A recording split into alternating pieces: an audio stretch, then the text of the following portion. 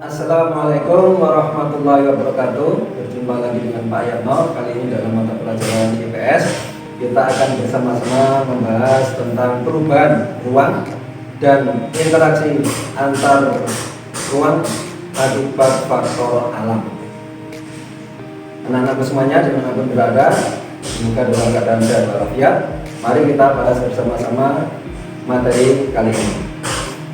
Yang pertama yaitu kita akan bahas mengenai faktor iklim, pengaruh dari perubahan ruang dan interaksi antar ruang akibat faktor alam, yaitu pertama faktor iklim. Kita ketahui bahwa negara-negara di kawasan ASEAN atau Asia Tenggara ini berada di posisi antara dua benua besar, yaitu benua Asia dan benua Australia. Karena posisi tempat Asia Tenggara ini, maka pada setiap setengah tahun sekali terjadi perputaran angin yang berubah arah.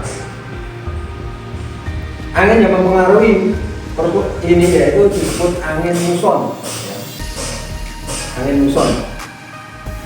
Angin muson ini mempengaruhi iklim yang ada di kawasan Asia Tenggara ini, sehingga disebut iklimnya iklim muson.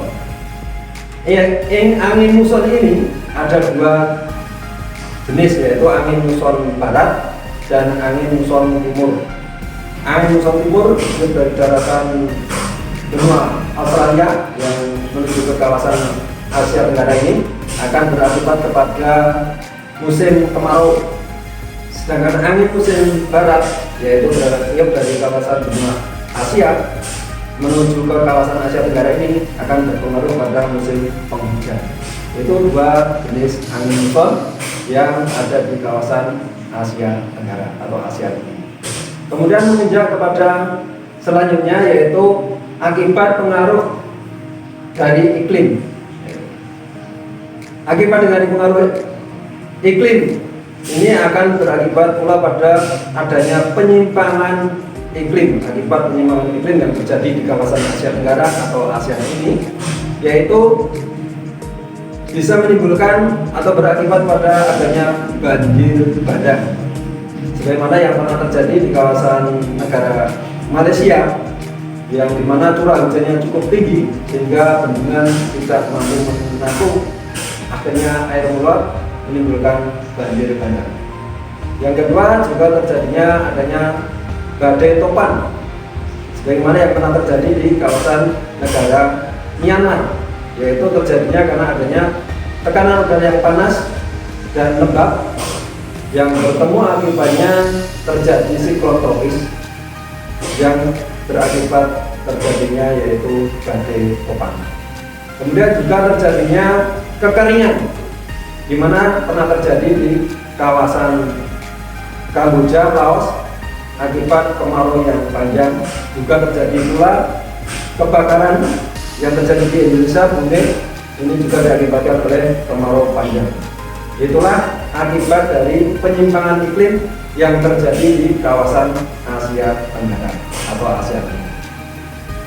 Selanjutnya, akhirnya negara-negara Asia atau Asia Tenggara ini yang bekerja sama, timbullah suatu kebijaksanaan yang terkait dengan adanya iklim untuk mengendalikan adanya perubahan iklim ini.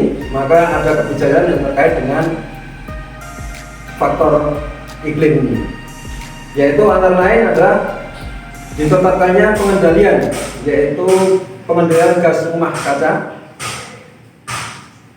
Kemudian terjadinya atau pengendalian terhadap yaitu penggunaan atau pengadaan tenaga listrik yang akan dikendalikan oleh negara-negara di kawasan ASEAN untuk kawasan Asia Tenggara ini. Juga adanya yaitu penyajian analisa yang berkaitan dengan rentannya kawasan Asia Tenggara ini terhadap perubahan iklim yang bisa berakibat fatal, sebagaimana yang telah Pak Yatno utarakan di atas, adanya penyimpangan dari faktor iklim. Selanjutnya kita ketahui juga bahwa di kawasan Asia Tenggara ini ya, terjadi pertemuan lempeng dua benua, yaitu dua lempeng besar, yaitu lempeng Eurasia yang bertemu di kawasan Asia Tenggara atau ASEAN ini dengan juga lempeng yaitu Indo-Australia. Itu dua lempeng benua besar yang bertemu di kawasan Asia Tenggara. Ditambah lagi dengan adanya lempeng yang lebih kecil yaitu lempeng Filipina juga bertemu di kawasan Asia Tenggara atau ASEAN ini. Ditambah lagi adanya lempeng yang besar dari lempeng Pasifik yang meskipun hanya sebagian kecil yang bersinggungan dengan kawasan Asia, tapi juga berpengaruh kepada keadaan geologi kawasan Asia Tenggara. Ini dari faktor geologi keberadaan negara-negara Asia Tenggara atau ASEAN ini. Faktor selanjutnya yaitu kepada faktor geologi ini, adanya tumbukan lempeng yang terjadi ini bisa berakibat terjadinya adalah gempa bumi.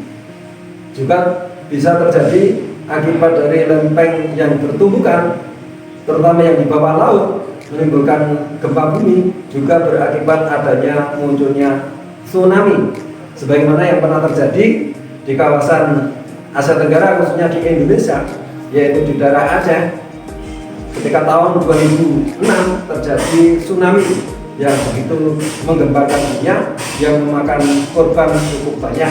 Bahkan itu tidak hanya terjadi di wilayah Indonesia, tapi juga di negara tetangga seperti Malaysia dan Thailand juga terkena dampaknya dari tsunami tahun 2006 yang lalu.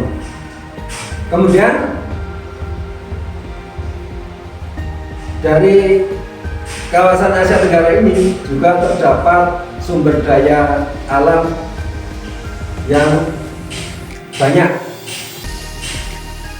di mana rata-rata negara-negara kawasan Asia Tenggara ini memiliki sumber daya alam, terutama bahan tambang atau barang tambang yang cukup menyebar, kecuali yaitu negara Singapura yang cukup kecil wilayahnya dan tidak memiliki badan tambang dari sumber daya alam. Tetapi Singapura ini meskipun negaranya kecil, Singapura ini telah menguasai yaitu perdagangan dan industri di kawasan Asia Tenggara. Itulah sumber daya alam yang ada di Asia Tenggara ini. Karena berbeda-bedanya sumber daya alam yang ada, negara-negara kawasan Asia Tenggara ini dalam memenuhi kebutuhannya, maka negara-negara kawasan Asia Tenggara ini melakukan kegiatan yaitu ekspor impor untuk memenuhi kebutuhan negaranya masing-masing karena memiliki sumber daya alam yang berbeda-beda. Jadi untuk mencukupi kebutuhan negaranya, mereka negara-negara ASEAN ini saling bekerja sama, mengadakan kerjasama dalam bidang ekonomi yaitu perdagangan, melakukan ekspor impor dengan tujuan untuk mencukupi kebutuhan negaranya masing-masing. Demikianlah pembahasan kali ini. Mudah-mudahan anak-anak semuanya jadi paham. Ada kurang lebihnya mohon maaf. Saya akhiri. Assalamualaikum warahmatullahi wabarakatuh.